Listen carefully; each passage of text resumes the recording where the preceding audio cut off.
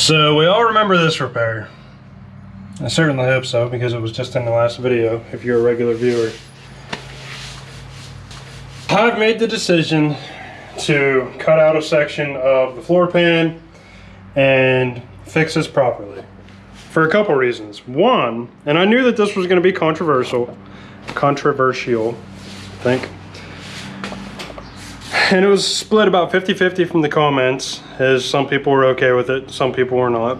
And I still stand by it's perfectly acceptable to get this on the road, to drive around a while before I put the interior in.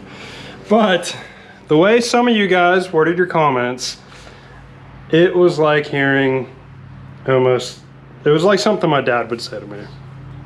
And a lot of you guys know my dad just passed away. So I'm out of welding gas and I have some choices. I can either do some sanding, which I'm sick of, or I can do some metal cutting. So we're gonna cut this out and we're gonna repair it the right way. And that's the way we're gonna do it. So I read all the comments and I take them seriously, and this is where we're ending up. So let's cut some metal. All right, so step one is gonna be sanding off these pop rivets and popping out the patch that was put in here, and we'll see the extent of this rust and figure out where we have to cut to get this installed properly.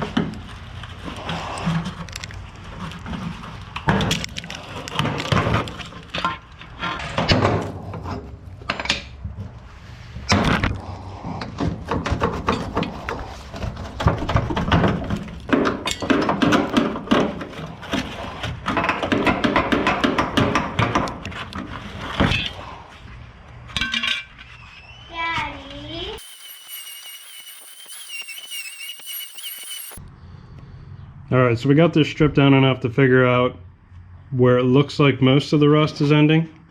For now, what I'm going to do is cut across right along the inside of here. And once I get a square section cut out, I'll go along the edges and grind them up and see what kind of metal we're working with. I'm not sure how far I'm going to take it up in here yet. I still got to do some digging around and stripping to see how solid this may or may not be. But we're going to start out by probably cutting like in along here, down up, and then right up to the crease of this first bump.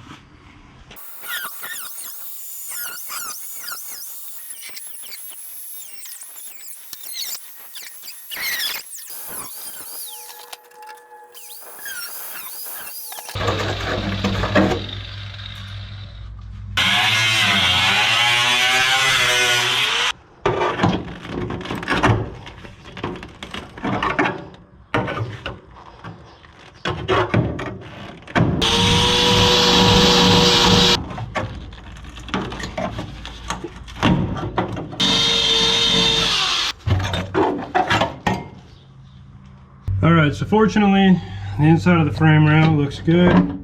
Nothing of concern in there. Pretty much all the metal was removed that I need to remove, except for right in along here. I still need to remove a little more metal here, but I want to make sure I'm going to lay the floor pan in here and see how much I have to work with, and I'll probably trace it from the underside to get a better idea of what I'm going to be cutting out of the floor pan, and then we'll go from there. Yeah.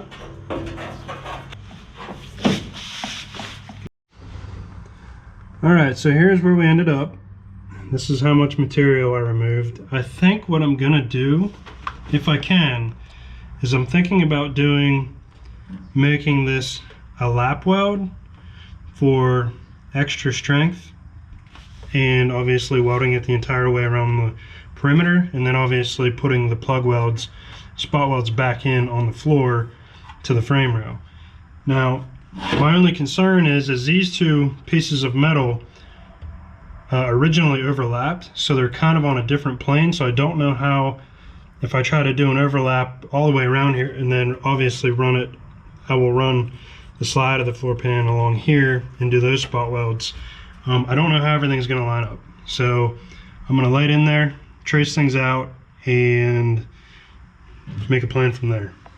All right, so everything is prepped, ready to go. I got my weld through primer on there. What I'm doing is, in addition to welding around the perimeter, I'm going to be putting spot welds in along the front edge here where the overlap is. I also have the spot weld holes for the frame rail here and then along the side here. I still need to strip them, but we're about ready to weld this thing in.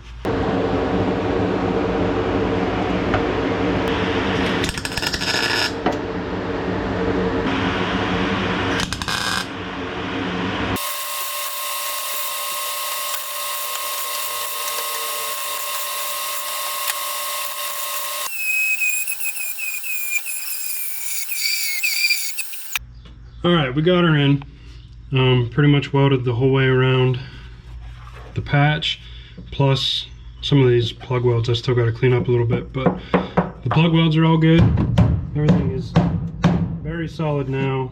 We have our spot welds on the frame rail, and this should be good. It's not the cleanest job, but it's definitely a lot better than what I'd just done previously. So I'll get this seam sealed and paint it up. We should be good. I'm going to be trying something different here. I just ordered a 10-foot by 20-foot pop-up tent with screen sides, and we're going to set that up in the backyard, and that's going to be where I spray the car in epoxy primer. I just don't want to do it in the garage. It's connected to the house, and I just don't want to do it. It seems like a bad idea to me. So that should be coming soon. I'm not going to say it's going to be the next episode, because every time I say I'm going to spray epoxy primer, the weather's terrible. So, but anyway, that's what I got going on. Until the next episode, guys, stay driven.